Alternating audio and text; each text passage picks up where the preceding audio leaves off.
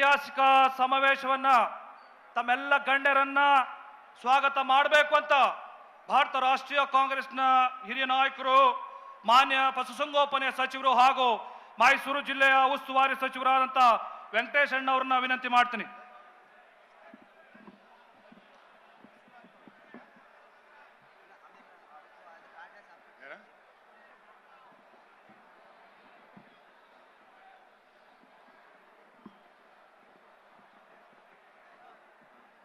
ಎಲ್ರಿಗೂ ನಮಸ್ಕಾರ. ಈ ಒಂದು ಐತಿಹಾಸಿಕ ಸಮಾರಂಭಕ್ಕೆ ಇಡೀ ರಾಜ್ಯಾದ್ಯಂತ ಆಗಮಿಸಿರ್ತಕ್ಕಂಥ ನಮ್ಮ ಪಕ್ಷದ ಅಭಿಮಾನಿಗಳಿಗೆ, ಮುಖಂಡರುಗಳಿಗೆ ಮೊದಲನೇದಾಗಿ ಪಕ್ಷದ ಪರವಾಗಿ, ನಮ್ಮ ಎಲ್ಲ ಮುಖಂಡರ ಪರವಾಗಿ ತಮಗೆಲ್ಲ ಆತ್ಮೀಯವಾದ ಸ್ವಾಗತವನ್ನು ಬಯಸ್ತೇನೆ. ಇದು ಒಂದು ಐತಿಹಾಸಿಕ ಸಮಾರಂಭ. ಇವತ್ತು ಈ ಸಮಾರಂಭ ನಡಿಬೇಕಾದ್ರೆ ಮುಖ್ಯ ಕಾರಣ ಏನಪ್ಪಾ ಅಂತ ಹೇಳಿದ್ರೆ, ಬಿಜೆಪಿ ಮತ್ತು JDSನ ಪಕ್ಷದವರು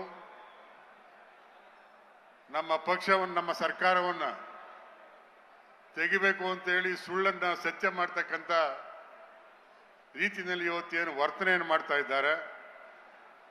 ಸುಳ್ಳುಗಳು ಹೇಳೋ ಮುಖಾಂತರ ಇವತ್ತು ಜನರನ್ನು ನಂಬಿಸ್ಲಿಕ್ಕೆ ಏನು ಪ್ರಯತ್ನವನ್ನು ಮಾಡ್ತಾ ಇದ್ದಾರೆ. ಆ ಕಾರಣದಿಂದ ನಾವು ಜನರಿಗೆ ಸತ್ಯ ಹೇಳಬೇಕು ಅಂತೇಳಿ ನಾವು ತಮ್ಮನ್ನೆಲ್ಲ ನಾವಿಲ್ಲಿ ಕರೆದಿದ್ದೇವೆ. ವಾಸ್ತವವಾಗಿ ಸತ್ಯ ಏನಿದೆ ಅದೇ ನಿಮ್ಗೆ ಹೇಳ್ತಕ್ಕಂಥ ಕರ್ತವ್ಯ ಮತ್ತೆ ನಿಮ್ಗೆ ಗಮನಕ್ಕೆ ತರ್ತಕ್ಕಂಥ ಜವಾಬ್ದಾರಿ ನಮ್ದಾಗಿದೆ ಅಂತ ತಿಳ್ಕೊಂಡು ನಮ್ಮ ರಾಜ್ಯದ ಮುಖ್ಯಮಂತ್ರಿಗಳು ಹಾಗೂ ನಮ್ಮ ಪಕ್ಷದ ಅಧ್ಯಕ್ಷರು DK ಶಿವಕುಮಾರ್ ಅವರು ಮತ್ತು ಉಪಮುಖ್ಯಮಂತ್ರಿಗಳಾದಂಥ DK ಶಿವಕುಮಾರ್ ಅವರು, ಅವರೆಲ್ಲರೂ ಅವರ ಆದೇಶದ ಮೇಲೆ ಈ ಒಂದು ಜನಾಂದೋಲನ ಸಭೆ ಇವತ್ತು ಯೋಜನೆ ಮಾಡಿದ್ದೆ. ನಮ್ಮ ನಿರೀಕ್ಷೆಗೂ ಮೀರಿ ತಾವೆಲ್ಲರೂ ಬಹಳ ಜನ ಬಂದು ಈ ಕಾರ್ಯಕ್ರಮ ಅತ್ಯಂತ ಯಶಸ್ವಿ ಆಗಲಿಕ್ಕೆ ತಾವೆಲ್ಲ ಕಾರಣರಾಗಿದ್ದೀರಿ. ಅದಕ್ಕೆ ನಾನು ಎಲ್ಲರ ಪರವಾಗಿ, ಪಕ್ಷದ ಪರವಾಗಿ, ನಮ್ಮ ನಾಯಕರುಗಳ ಪರವಾಗಿ ಮತ್ತೊಮ್ಮೆ ತಮಗೆ ನಾನು ಧನ್ಯವಾದವನ್ನು ಹೇಳ್ತಾ, ಈ ಕಾರ್ಯಕ್ರಮಕ್ಕೆ ನಮ್ಮ ನಾಡಿನ ನೆಚ್ಚಿನ ನಾಯಕರು, ರಾಜ್ಯದ ಮುಖ್ಯಮಂತ್ರಿಗಳು, ನಿಮ್ಮೆಲ್ಲರ ನಾಯಕರು ಆಗಿರ್ತಕ್ಕಂಥ ಗೌರವಾನ್ವಿತ ಶ್ರೀ ಸಿದ್ದರಾಮಯ್ಯನವರಿಗೆ ಪಕ್ಷದ ಪರವಾಗಿ ಆತ್ಮೀಯವಾದಂಥ ಸ್ವಾಗತವನ್ನು ಬಯಸ್ತೇನೆ.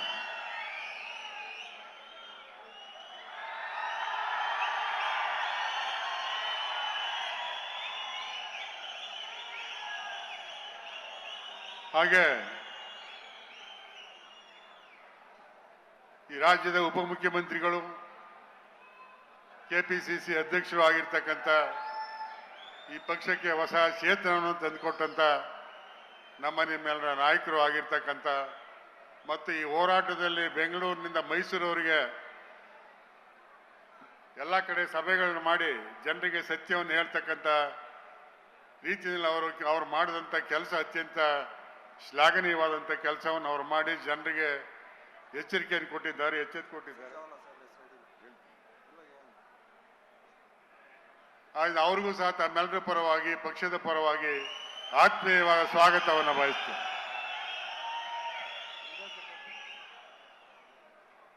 ರಾಷ್ಟ್ರೀಯ ಪಕ್ಷದ ಪ್ರಧಾನ ಕಾರ್ಯದರ್ಶಿಗಳು, ಕರ್ನಾಟಕ ರಾಜ್ಯದ ಉಸ್ತುವಾರಿಗಳು ಆಗಿರ್ತಕ್ಕಂಥ ಮತ್ತು ನಮ್ಮ ಈ ಕಳೆದ ಅಸೆಂಬ್ಲಿ ಚುನಾವಣೆಯಲ್ಲಿ ಪಕ್ಷವನ್ನು ಗೆಲುವಿಗೆ ತಂದು ನಿಲ್ಲಿಸಿದಂಥ ನಮ್ಮ ಸುರ್ಜೇವಾಲಾ ಸಾಹೇಬರಿಗೂ ಸಹ ತಮ್ಮೆಲ್ಲರ ಪರವಾಗಿ ಆತ್ಮೀಯವಾದಂಥ ಸ್ವಾಗತವನ್ನು ಬಯಸ್ತೇನೆ.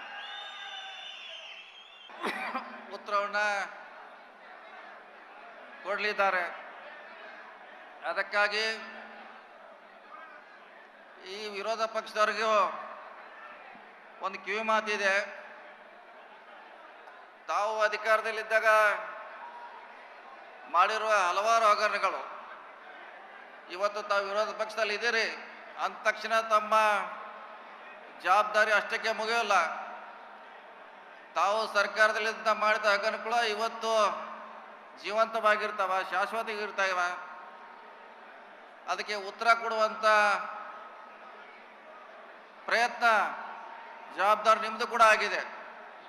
ಈಗ ಸರ್ಕಾರದಲ್ಲಿ ನಾವೇನೋ ಮಾಡಿದ್ದೀವಿ, ಈ ವಿರೋಧ ಪಕ್ಷದಲ್ಲಿ ಇದ್ದೀವಿ ಅನ್ನುವ ಭ್ರಮೆಯಲ್ಲಿ ತಾವು ಇರಬಾರದು. ತಾವು ಬಿಟ್ಟು ಹೋದರೂ ಕೂಡ ಸುಮಾರು 27 ಪ್ರಕರಣಗಳು ಕೂಡ ಇವತ್ತು ತನಿಖೆ ನಡೀತಾ ಇದೆ. ಆ ತನಿಖೆಗೆ ತಾವೆಲ್ಲ ಜವಾಬ್ದಾರರು. ಅದಕ್ಕಾಗಿ ಒಂದು ಒಳ್ಳೆಯ ಸರ್ಕಾರವನ್ನ ತೊಂದರೆ ಮಾಡುವಂಥ ಪ್ರಯತ್ನಕ್ಕೆ ಯಾರು ಕೂಡ ಇಳಿಬಾರದು. ಒಳ್ಳೆಯ ಸರ್ಕಾರ ಇದ್ರೆ ಒಳ್ಳೆಯದಕ್ಕೆ ಪ್ರೋತ್ಸಾಹ ಮಾಡಬೇಕು. ಅದಕ್ಕಾಗಿ ಇವತ್ತು ತಾವು ಒಂದು ಜನಪರ ಬಡವರ ಪರವಾಗಿ ಧ್ವನಿ ಇಲ್ದವರ ಪರವಾಗಿ ಇವತ್ತು ಸಿದ್ದರಾಮಯ್ಯ ನೇತೃತ್ವದ ಸರ್ಕಾರ ನಡೀತಾ ಇದೆ. ಅದನ್ನ ತಾವು ತೊಂದರೆ ಮಾಡುವಂಥ ಪ್ರಯತ್ನ ಆಗ್ತಾ ಇದೆ. ಇದು ಆಗಬಾರ್ದು. ವಿರೋಧ ಪಕ್ಷವಾಗಿ ತಮಗೆಲ್ಲ ರೀತಿಯಿಂದ ಹಕ್ಕಿದೆ ವಿರೋಧ ಮಾಡಲಿಕ್ಕೆ. ಆದರೆ ಒಂದು ಒಳ್ಳೆಯ ಸರ್ಕಾರಕ್ಕೆ ಕೂಡ ಸಪೋರ್ಟ್ ಮಾಡುವಂಥ ನಿಮ್ಮ ಕರ್ತವ್ಯ ಆಗಿದೆ. ತಾವು ಕೂಡ ಕೋವಿಡ್ದಲ್ಲಿ ತಮ್ಮದೇ ಪಕ್ಷ ಶಾಸಕರು 20 ರೂಪಾಯಿ ಮಾಸ್ಕನ್ನ 300 ರೂಪಾಯಿಲಿ ಖರೀದಿ ಮಾಡಿದ ಆರೋಪ ಮಾಡಿದ್ದಾರೆ. ಮೆಡಿಕಲ್ ಕಾಲೇಜಲ್ಲಿ 200 ಕೋಟಿ ಇದ್ದಿದ್ದು 400 ಕೋಟಿಗೆ ಮಾಡೋಂಥ ಆರೋಪ ಇದೆ. ಸುಮಾರು ಆರೋಪಗಳು ನಿಮ್ಮ ಮೇಲೆ ಇದೆ. ಅದು ಈಗಾಗಲೇ ತನಿಖೆಯಲ್ಲಿ ಇದೆ. ಅದಕ್ಕಾಗಿ ತಾವು ಒಬ್ಬರಿಗೆ ತೊಂದರೆ ಕೊಡ್ಲಿಕ್ಕೆ ಹೋದ್ರೆ ತಾವು ಕೂಡ ತೊಂದರೆಯಲ್ಲಿ ಸಿಕ್ಕಾಕ್ತೊಳೋದು ಕೂಡ ತಾವು ಮರಿಬಾರ್ದು. ಅದಕ್ಕಾಗಿ ತಾವು ತಮ್ಮ ಜವಾಬ್ದಾರಿಯಿಂದ ದೂರ ಹೋಗ್ಲಿಕ್ಕೆ ಸಾಧ್ಯ ಇಲ್ಲ. ತಾವು ವಿರೋಧ ಪಕ್ಷದಲ್ಲಿದ್ದರೂ ಕೂಡ ನಿಮ್ಮ ಮೇಲೆ ಕೂಡ ಹಲವಾರು ತನಿಖೆಯನ್ನು ನಡೀತಾ ಇದೆ ಅನ್ನೋ ಮಾತನ್ನ ಹೇಳುತ್ತಾ, ಈ ಘಟನೆಯಿಂದ ಸಿದ್ದರಾಮಯ್ಯ ಅವ್ರನ್ನ ಬಹುಶಃ ನೀವೆಲ್ಲ ಮತ್ತೆ ಗಟ್ಟಿಗೊಳಿಸಿರಂತ ನನ್ನ ಭಾವನೆ. ಮತ್ತೆ ಅವ್ರಿಗೆ ಶಕ್ತಿ ತುಂಬಿದರೆ, ಗಟ್ಟಿಗೊಳಿಸಿದರೆ, ನಮ್ಮ ಸರ್ಕಾರವನ್ನು ಮತ್ತೆ ತಾವು ಗಟ್ಟಿಗೊಳಿಸಿರ ಅಂತ ನನ್ನ ಭಾವನೆ. ಅದಕ್ಕಾಗಿ ನಾವು ಒಳ್ಳೆಯ ರೀತಿಯಿಂದ ಸರ್ಕಾರ ನಡೀತಾ ಇದೆ.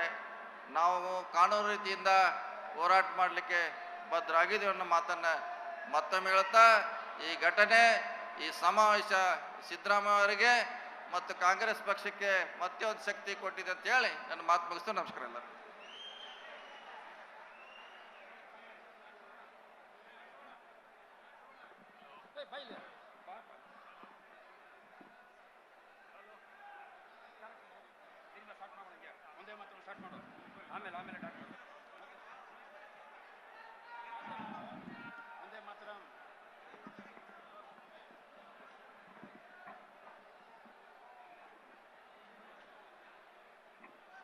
ಎಲ್ರಿಗೂ ನಮಸ್ಕಾರ. ಈಗ ಮಾನ್ಯ ಗಣ್ಯರ ಸೂಚನೆ ಮೇರೆಗೆ ಈ ಐತಿಹಾಸಿಕ ಜನಾಂದೋಲನ ಸಮಾವೇಶವನ್ನ ಅಧಿಕೃತವಾಗಿ ಆರಂಭ ಮಾಡ್ತಾ ಇದ್ವಿ. ಮೊದಲಿಗೆ ಸೇವಾದಳದ ಪದಾಧಿಕಾರಿಗಳಿಂದ ಒಂದೇ ಮಾತರಂ.